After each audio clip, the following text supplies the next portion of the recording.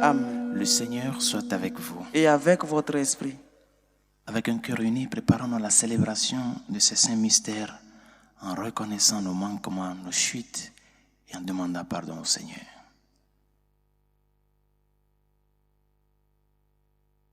Je confesse à Dieu Tout-Puissant. Je reconnais devant vous, frères et sœurs, que j'ai péché en pensée, en parole, par action et par omission. Oui, j'ai vraiment péché. C'est pourquoi je supplie la bienheureuse Vierge Marie, les anges et tous les saints, et vous aussi, frères et sœurs, de prier pour moi, le Seigneur notre Dieu. Que Dieu Tout-Puissant nous fasse miséricorde, qu'il nous pardonne tous nos péchés et nous conduise à la vie éternelle. Amen. Seigneur, prends pitié. Seigneur, prends pitié. Ô Christ, prends pitié. Ô Christ, prends pitié. Seigneur, prends pitié. Seigneur, prends pitié. Prions le Seigneur. Aux appels de ton peuple en prière, réponds Seigneur en ta bonté. Donne à chacun la claire vision de ce qu'il doit faire et la force de l'accomplir. Par Jésus le Christ, notre Seigneur et notre Dieu, qui vit et règne avec toi le Saint-Esprit, maintenant et pour les siècles des siècles. Amen.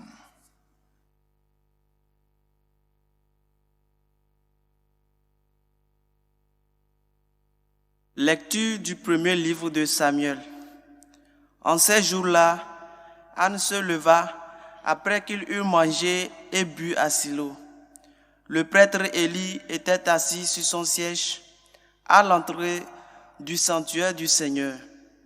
Anne, pleine d'amertume, se mit à prier le Seigneur et pleura abondamment.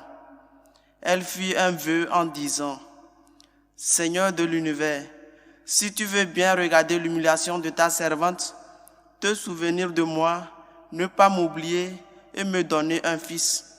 Je le donnerai au Seigneur pour toute sa vie, et le rasoir ne passera pas sur sa tête. » Tandis qu'elle prolongeait sa prière devant le Seigneur, Élie observait sa bouche. Anne parlait dans son cœur, seules ses lèvres remuaient et l'on n'entendait pas sa voix. Élie pensa qu'elle était ivre et lui dit : « Combien de temps vas-tu rester ivre ? Cuve donc ton vin. » Anne répondit : « Non, mon Seigneur, je ne suis qu'une femme affligée. Je n'ai bu ni vin, ni boisson forte. Je penche mon âme devant le Seigneur. Ne prends pas ta servante pour une vaurienne. C'est l'excès de mon chagrin et de mon dépit qui m'a fait prier aussi longtemps. » Élie lui répondit : « Va en paix et que le Dieu d'Israël t'accorde ce que tu lui as demandé. » Anne dit alors : « Que ta servante trouve grâce devant toi. » Elle s'en alla, elle se mit à manger, et son visage n'était plus le même. Le lendemain, Elkana et les siens se levèrent de bon matin. Après s'être prosternés devant le Seigneur, ils s'en retournèrent chez eux à Rama. Elkana s'unit à Anne, sa femme, et le Seigneur se souvint d'elle. Anne conçut, et le temps venu, elle enfanta un fils. Elle lui donna le nom de Samuel, c'est-à-dire Dieu exauce, car, disait-elle, je l'ai demandé au Seigneur. Parole du Seigneur. Nous rendons grâce à Dieu. Mon cœur exulte à cause du Seigneur, il donne le salut. Mon cœur exulte à cause du Seigneur, il donne le salut. Mon cœur exulte à cause du Seigneur, mon front s'est levé grâce à mon Dieu. Face à mes ennemis, s'ouvre ma bouche, oui, je me réjouis de ton salut. Mon cœur exulte à cause du Seigneur, il donne le salut. L'arc des forts est brisé, mais le faible se revêt de vigueur. Les plus comblés s'embauchent pour du pain et les affamés se reposent. Mon cœur exulte à cause du Seigneur, il donne le salut. Le Seigneur fait mourir et vivre. Il fait descendre à l'abîme et en ramène. Le Seigneur rend pauvre et riche. Il abaisse et il élève. Mon cœur exulte à cause du Seigneur. Il donne le salut. De la poussière, il relève le faible. Il retire le malheureux de la cendre pour qu'il siège parmi les princes. et reçoivent un trône de gloire. Mon cœur exulte à cause du Seigneur, il donne le salut.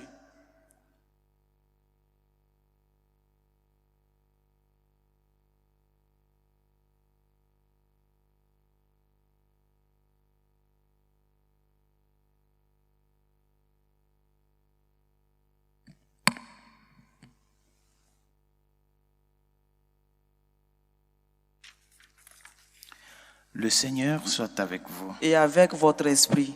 Proclamation de l'évangile de Jésus-Christ selon saint Marc. Gloire à toi, Seigneur. Jésus et ses disciples entrèrent à Capharnaüm. Aussitôt, le jour du sabbat, il se rendit à la synagogue et là, il enseignait.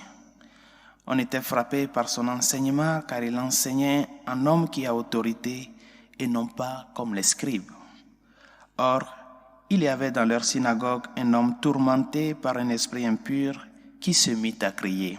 « Que nous veux-tu, Jésus de Nazareth? Es-tu venu pour nous perdre? Je sais qui tu es le Saint de Dieu. » Jésus l'interpella vivement. « Tais-toi, sors de cet homme. » L'esprit impur le fit entrer en convulsion, puis poussant un grand cri sortit de lui. Ils furent tous frappés de stupeur et se demandaient entre eux, « Qu'est-ce que cela veut dire? Voilà un enseignement nouveau donné avec autorité. Il commande même aux esprits impurs et ils lui obéissent. » Sa renommée se répandit aussitôt partout dans toute la région de la Galilée. Acclamons la parole de Dieu. Louange à toi, Seigneur Jésus. Enseigner avec autorité signifie avant toute chose s'attribuer ou se proclamer propriétaire du message. C'est-à-dire que derrière le message, il y a la volonté et la personne de celui qui parle qui vibre. Sa volonté, sa personne vibre derrière le message. L'autorité avec laquelle Jésus enseigne et agit est une autorité divine parce qu'il est Dieu. Il n'attribue pas cette autorité à une autre personne, mais il agit de par lui-même comme Dieu qui vient à l'homme pour le sauver. Par conséquent, il est très important que toutes les fois que nous rentrons en contact avec le message du Seigneur, que premièrement, nous faisons un effort de pouvoir déceler derrière ce message un Dieu qui vient à l'homme, qui parle au cœur de l'homme. C'est essentiel cela. Ne pas considérer l'enseignement du Seigneur comme si c'était n'importe quel message que telle ou telle personne peut nous apporter, qui peut être vrai ou fausse. Non, le message est humain. Ne considérons pas le message de Dieu de la sorte. Parce que s'il enseigne avec autorité, cela voudrait dire que nous ne pouvons pas toucher cette parole à tort et à travers. Nous ne pouvons pas l'interpréter comme cela nous semble bon. Nous ne pouvons pas tordre le cou à la parole, à l'enseignement du Seigneur, parce que tel aspect de cet enseignement-là ne concorde pas avec moi ce que je veux. Par conséquent, je l'adapte à ma situation. Ce n'est pas ça.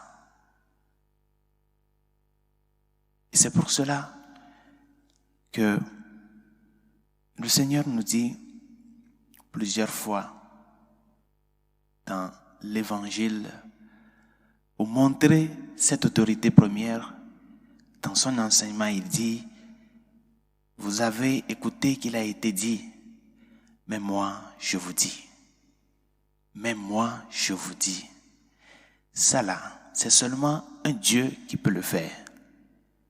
Vous avez écouté qu'il a été dit, Mais moi, je vous dis, faites ceci. Et c'est dans la logique de mener à l'accomplissement le message et l'enseignement premier qu'il s'attribue maintenant ce pouvoir-là. Pour que ce que Moïse a enseigné, qui est un enseignement bon, mais qui est juste quelque chose qui s'attelle à ce moment-là et à la situation qu'il y a. Ce message premier de Moïse, bien sûr que c'est Dieu qui l'a voulu ainsi, parce que nous sommes dans la logique de l'avancement et du cheminement du plan de salut. Ce message maintenant parvient à sa plénitude en Jésus-Christ. C'est pour cela qu'il se dit, moi je vous dis, pour pouvoir rentrer dans cette logique de la plénitude de l'enseignement. Mes chers amis, ne dribblons pas la parole de Dieu. Ne marchandons pas cette parole. Parce que elle est vérité et vie. L'enseignement du Seigneur est vérité et vie. Ce n'est pas un roman. Ce n'est pas un conte. Mais c'est le message qui donne la vie. Par conséquent, si le message premier du Seigneur dirigé à nous, c'est en cela que nous retrouvons la vie et la vérité tout entière, notre attitude doit être une attitude d'obéissance. Obéissance dans la réception, obéissance dans l'application, la pratique du message. Porter ce message dans la vie de tous les jours. Réception et pratique fidèle. C'est à cela que le Seigneur nous interpelle en ce jour.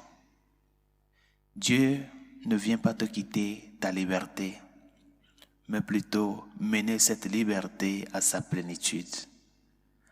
Par conséquent, si tu acceptes son message, malgré qu'il y a des aspects qui peut-être ne te conviennent pas dans ta commodité, mais si tu l'acceptes, tu parviens à la plénitude de la liberté. Dieu ne vient pas jouer avec le sort des hommes, mais plutôt dans son amour incommensurable, il vient avant toute chose combler l'homme, restaurer en l'homme ce qu'il a perdu de par sa déviation pécheresse. Demandons-lui de nous aider à ce que, premièrement, nous puissions être ces personnes dociles à son message, que nous puissions vivre selon le message. Parce que ce message, c'est ce message qui nous transforme et qui nous donne la vie, qui nous restaure en Jésus-Christ. Et ce secondo, qui nous aide à ce que les petites autorités que nous avons, autorité parentale, autorité professionnelle, toutes les petites autorités que nous avons dans la société, toutes les fois que nous aurons à prendre une décision, demandons-nous si ce que nous allons faire, la décision que nous allons prendre de par l'autorité que nous avons, qu'on nous a confiée, si cette décision construit la personne, l'homme et tout l'homme. Est-ce que cette décision défend l'homme? Est-ce que cette décision défend les droits de Dieu en la personne humaine, en ces personnes qui sont confiées à toi de par ton autorité? C'est ça ce que doit chercher l'autorité publique, l'autorité sociale, l'autorité gouvernementale. Construire la personne et non pas prendre des décisions qui vont à l'encontre de la dignité de l'homme.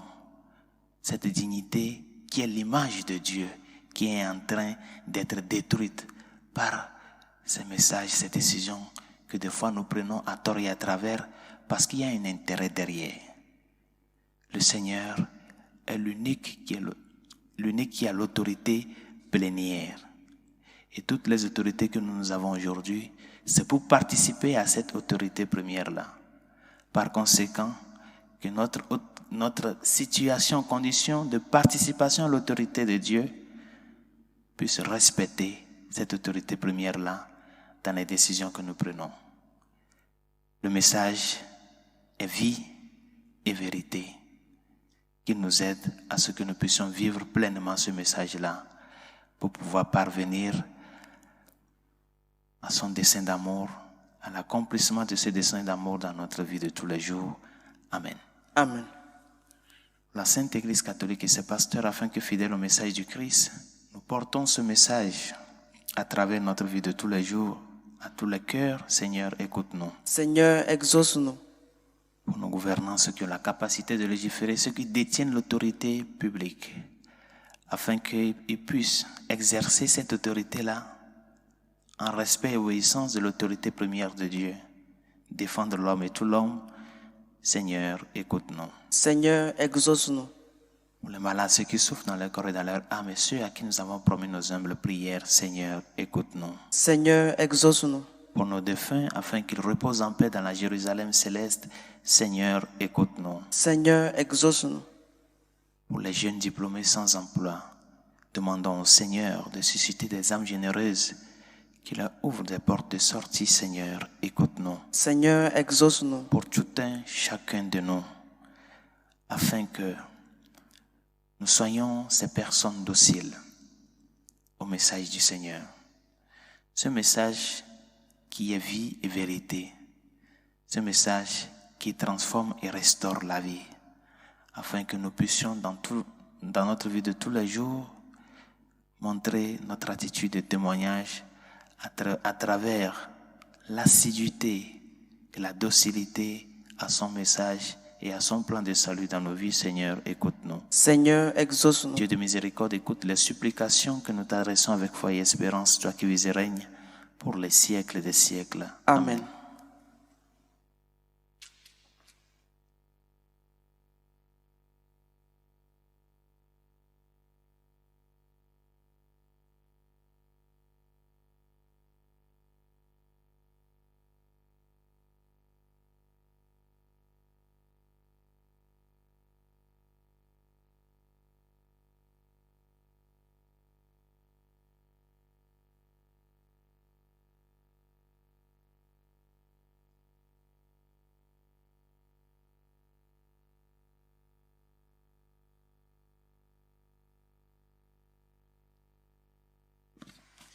Tu es béni, Seigneur, Dieu de l'univers. Nous avons reçu de ta bonté le pain que nous te présentons. Fruit de la terre et du travail des hommes, il deviendra pour nous le pain de la vie. Béni soit Dieu maintenant et toujours. Tu es béni, Seigneur, Dieu de l'univers. Nous avons reçu de ta bonté le vin que nous te présentons. Fruit de la vigne et du travail des hommes, il deviendra pour nous le vin du royaume éternel. Béni soit Dieu maintenant et toujours.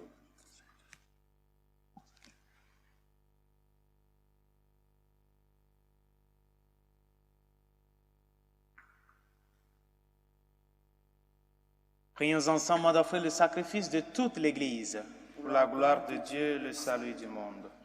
Daigne accepter, Seigneur, l'offrande de ton peuple, qu'elle contribue à le sanctifier et lui obtienne ce qu'il demande avec confiance. Par Jésus le Christ, notre Seigneur. Amen. Le Seigneur soit avec vous. Et avec votre esprit, Élevons notre cœur. nous le tournons vers le Seigneur. Rendons grâce au Seigneur, notre Dieu. Cela est juste et bon. Vraiment, il est juste et bon de te rendre gloire, de t'offrir notre action de grâce toujours et en tout lieu, à toi, Père très saint, Dieu éternel et tout-puissant. Dans ta bonté, tu as créé l'homme, et comme il avait mérité la condamnation, tu l'as racheté dans ta miséricorde par le Christ notre Seigneur.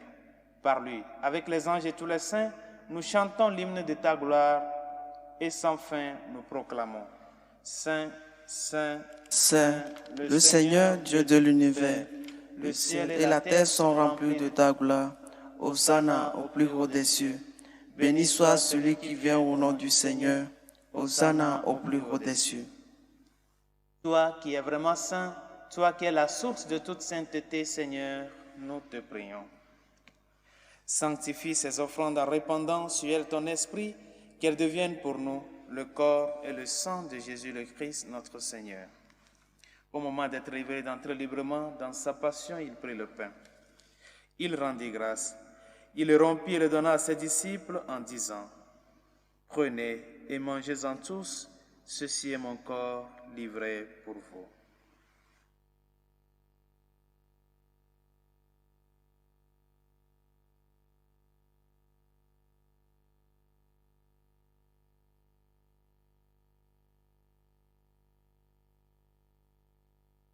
De même, à la fin du repas, il prit la coupe.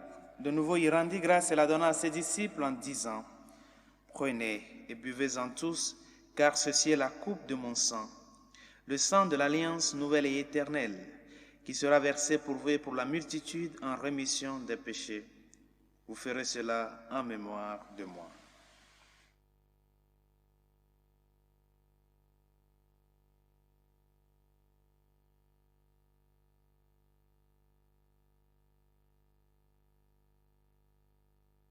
Il est grand le mystère de la foi. Nous annonçons ta mort, Seigneur Jésus. Nous proclamons ta résurrection. Nous attendons ta venue dans la gloire. Faisant ici mémoire de la mort et de la résurrection de ton Fils, nous t'offrons, Seigneur, le pain de la vie et la coupe du salut. Et nous te rendons grâce car tu nous as choisis pour servir en ta présence. Humblement, nous te demandons qu'en ayant part au corps et au sang du Christ, nous soyons rassemblés par l'Esprit Saint en un seul corps. Souviens-toi, Seigneur, de ton Église répandue à travers le monde. Fais-la grandir dans ta charité avec le pape François, notre évêque Carlos et tous ceux qui ont la charge de ton peuple. Souviens-toi aussi de nos frères qui se sont endormis dans l'espérance de la résurrection, de Victorine, Elias, Moïse, de nos familiers et amis défunts, et de tous les hommes qui ont quitté cette vie. Reçois-les dans ta lumière auprès de toi. Sur nous tous, enfin, nous implorons ta bonté. Permets qu'avec la Vierge Marie, la bienheureuse Mère de Dieu, Saint Joseph, son très chaste époux, avec les apôtres et les saints de tous les temps qui ont vécu dans ton amitié, nous ayons part à la vie éternelle et que nous chantions ta louange par Jésus-Christ, ton Fils bien-aimé. Par lui, avec lui et en lui, à toi, Dieu le Père Tout-Puissant, dans l'unité du Saint-Esprit, tout honneur et toute gloire pour les siècles des siècles. Amen. Unis dans le même esprit, nous pouvons dire avec confiance la prière que nous avons reçue du Sauveur. Notre Père qui es aux cieux, que ton nom soit sanctifié, que ton règne vienne, que ta volonté soit faite sur la terre comme au ciel. Donne-nous aujourd'hui notre pain de ce jour. Pardonne nos offenses, comme nous pardonnons aussi à ceux qui nous ont offensés. Et ne nous laisse pas entrer en tentation, mais délivre-nous du mal. Délivre-nous de tout mal, Seigneur, et donne la paix à notre temps. Par ta miséricorde, libère-nous du péché. Rassure-nous devant les épreuves en cette vie où nous espérons le bonheur que tu promets et l'avènement de Jésus-Christ, notre Sauveur. Car c'est à toi qu'appartiennent le règne, la puissance et la gloire pour les siècles des siècles. Seigneur Jésus-Christ, tu as dit à tes apôtres, « Je vous laisse la paix, je vous donne ma paix. » Ne regarde pas nos péchés, mais la foi de ton Église. Pour que ta volonté s'accomplisse, donne-lui toujours cette paix et conduis-la vers l'unité parfaite, toi qui règnes pour les siècles des siècles. Amen. Que la paix du Seigneur soit toujours avec vous. Et avec votre esprit. Agneau de Dieu qui enlève les péchés du monde, prends pitié de nous. Agneau de Dieu qui enlève les péchés du monde, prends pitié de nous. Agneau de Dieu qui enlève les péchés du monde, donne-nous la paix.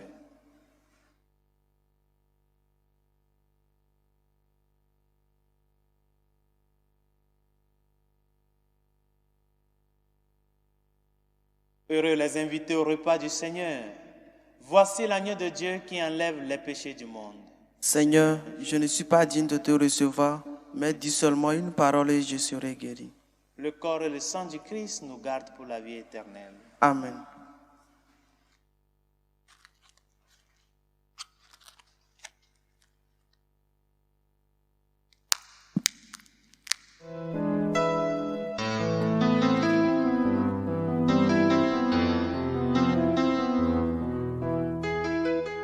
Communion spirituelle. Mon Jésus, je crois en votre présence dans le très saint sacrement. Je vous aime plus que toute chose et je désire que vous veniez dans mon âme. Je ne puis maintenant vous recevoir sacramentellement dans mon cœur. Venez-y au moins spirituellement.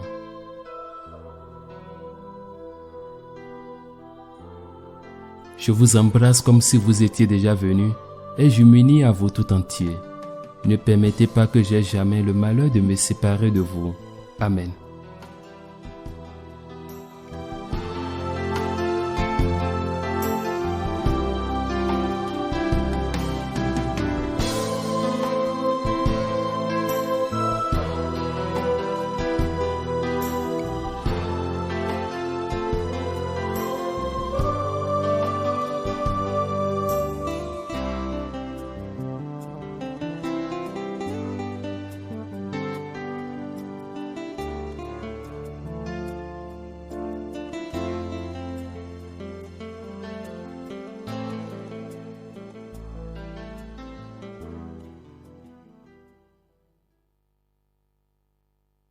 Prions le Seigneur. Nous t'en supplions, Dieu Tout-Puissant, toi qui refais nos forces par tes sacrements, donne-nous aujourd'hui de pouvoir te servir par une vie qui te plaise. Par Jésus le Christ, notre Seigneur. Amen. Le Seigneur soit avec vous. Et avec votre esprit. Dieu Tout-Puissant et miséricordieux vous bénisse, le Père, le Fils et le Saint-Esprit. Amen. Allez dans la paix du Christ. Nous rendons grâce à Dieu. Salut, Reine, Mère Père de miséricorde, notre vie, notre douceur, notre espérance, salut. Enfants d'Ève exilés, nous crions vers vous. Vers vous nous soupirons, gémissant et pleurant dans cette vallée de larmes. Ô vous, notre avocate, tournez vers nous vos regards miséricordieux, et après cet exil, montrez-nous Jésus, le fruit béni de vos entrailles. Ô clémence, ô miséricordieuse, ô douce Vierge Marie, priez pour nous, Sainte Mère de Dieu, afin que nous soyons rendus dignes des promesses du Christ.